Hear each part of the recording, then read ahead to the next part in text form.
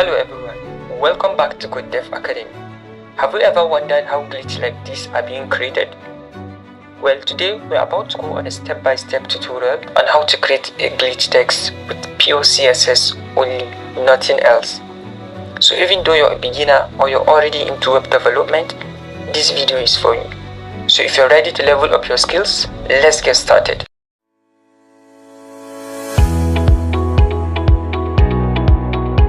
So as you can see here, I'm having my two files here of my HTML file and my CSS file right here. For my HTML, I just have some basic HTML here, which I gave it a title of glitch, and I linked my HTML file to my CSS file. And for my CSS here, I don't have anything. I have an empty file here.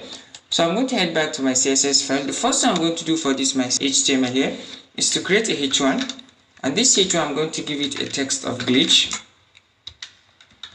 which I'm going to use the text glitch to give the glitch effect on it. So if I save here now, I'm having a text of glitch in my browser. So I'm going to give this H1 a class name. I'm going to give it a class name of glitch, just like this. And I'm going to use this class name to target it in my CSS here. So the first thing I'm going to do, I'm going to give a margin of 0, and I'm going to give padding to be 0 also. And I'm going to make a box sizing to be border box. That's actually all we need. Now what I'm going to do, I'm going to target my background here because I'm going to change the background color. So I'm going to make body here, and I'm going to make background color. This is the color we need, and we're going to need a color of text to be white, just like this. Now that's actually what we're needing. So what we're going to do now is we're going to target our glitch, which is our H1. So I'm going to write glitch. The first one we're going to do, we're going to make it a position of absolute, because we want to take it to the center of the page. So first we're going to make a position of absolute, and we're going to make a top to be 50%. A top to be 50%, and we're going to make the left to be 50% also. And after that, we're going to make it to be a transform translate, and we're going to make it, since when we save here it's in the middle but a little bit by the side, so we're going to make it position in the center. I'm going to say minus 50% here, comma, and I'm going to say minus 50% also. Now this is going to bring it to the center. So after that, what I'm going to do now, I'm going to increase the font size. The font size, we're going to make it to be 5 rem. Now we have it to be 5 rem by the size, and we're going to need some letter spacing here. We need a little bit of space between the letters, so we're going to make it to be 10 pixels, just like this. So what I'm going to do now, we're going to make a cursor to be pointer because we want a finger to appear when we hover on it. When I say here, now we are having our cursor pointing at it. So that's actually what we need for our glitch. That's all we need for our text here. So what we're going to do now, we're going to clone this our text with the use of pseudo element. So what I'm going to do, I'm going to say glitch. I'm going to target our glitch just like this, and I'm going to put a pseudo element, and it's going to be before. So what I'm going to do now in this my pseudo element, I'm going to use the content property. So within this content, I'm going to write the text glitch, or let me use caps. I'm going to write the text glitch. So when I save here, if you notice here, we're having two glitch texts here, but it is an inline form, so it's going in the same line. If you look, as you can see, we're having two texts of glitch here. So let's head back to our stylus. Now let me make it to be a display block so that you can actually now see it in its block form.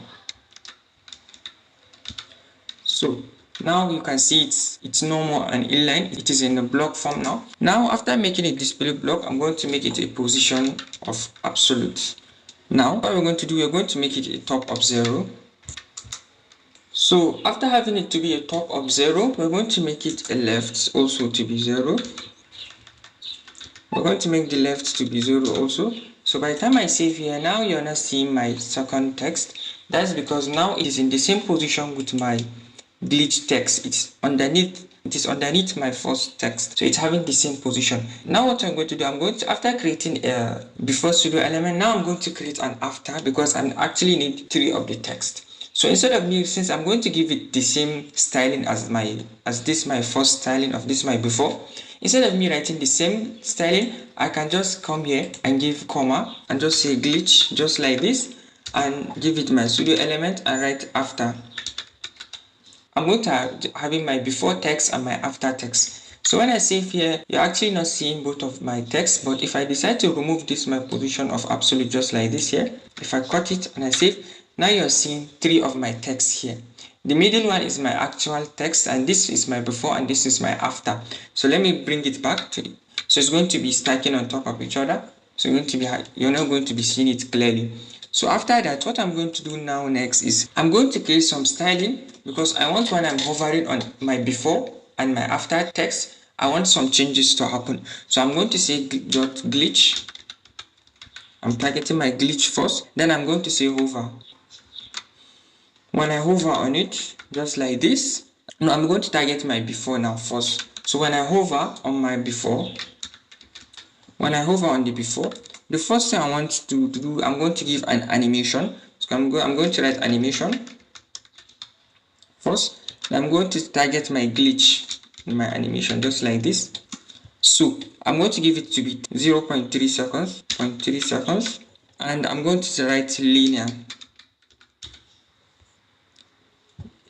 just like this, and I'm going to say 6, and it's closing just like this. So after that, I'm going to change the color of the text. So when you hover on the before text, I'm going to change the color to 219 and 6 F3. Now we're having this color. Then we're going to make the z index to be -2. I'm going to need the z index to be -2. So when I hover on it, you're not seeing the changes actually, but there's actually changes. Let me finish styling my after text, then I'm going to remove the position absolute so you can actually see what is happening.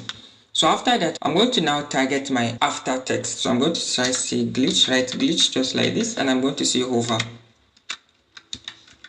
So when you hover on this my after text, there are some changes that's going to happen. So I'm going to say after. So the first thing I'm going to do also for this, I'm going to make an animation just like the first one. Then after that, I'm going to target the glitch, and it's going to be 0.3 seconds also. 0.3 seconds and linear 6. So if I save here now, you're actually not seeing anything, but let me remove this my position of absolute just like this. By the time I save it, now you're seeing my 3 text here. By the time if I hover on it, as you can see here, this is actually what we're having here. But my second text is not working, so let me head back. Okay, I'm supposed to give it a z index. First of all, I haven't changed the color, so I'm going to change the color to another different color. So I'm going to say color, and I'm going to give a z index to be -1. Since the first one here is -2, so I'm going to make this second one to be z index -1. So when I hover on them, now you're seeing the changes of the color that is happening right now. So let me bring back my position of absolute just like this that I removed earlier. A position of absolute, top to be 0, left to be 0. Now they're in the same position right now. So after that, what I'm going to do now, I'm going to give an animation. So I'm going to say at keyframes, and I'm going to target my glitch here for my animation. So the first thing I'm going to do now, I'm going to say at 0%, I want top to be 0 and left to be 0. I want the top to move 0 and the left also to be 0, just like this. So I'm going to copy this and I'm going to paste it. I'm going to change this to 30%, and I'm going to change this to 40%, and this to 60, this to 80, and let's take this to 100%. So that's actually what we want. At 0%, we want top to be 0 and left to be 0. At 20%, we want top to be -5 pixel and left to be -5 pixel. So at 60%, we want top to be 5 pixel and left also to be 5 pixel. At 80%, we want top to be -5 pixel and left to be 5 pixels. At 100%, we want top to be 0 and left to be 0. So let's save this and let's see our result. So by the time I hover here, and now you're seeing what we're having here. We're having this glitch effect because of this animation that we inserted right now. Now we're having this glitch effect. So let me head back and explain it by here. If you look at my HTML here, I just have a H1 with a class name of glitch and a text of glitch also. For my CSS here, I give it a margin of 0, a padding of 0, and a box sizing to be border box, and I gave the background color and I gave a text color. I made the glitch text to be position absolute because I want to center it at the center of my page. That's why I gave it a top of 50% and a left of 50%, and I gave it a transform translate of -50% -50% just to make sure it is centered at the center of my page. And I gave it a font size of 5 rem just like this, and I gave it a letter spacing because I want a little bit of space between the letters, which I gave it a 10 pixel, and I made a cursor to be pointer so that when I'm hovering on it, we're going to be having a finger pointing at it. So what I did next was I gave it a pseudo element, which is my before and after pseudo element, which I wanted to have 2 more texts. That's why I made it a pseudo element. And I gave the content a glitch. That was why we were having a text of glitch that was appearing. And I made it to be blocks so that they could be stacking on top of each other. And I made it position of absolute. I gave it a top of 0, left of 0. That was why now they were not visible.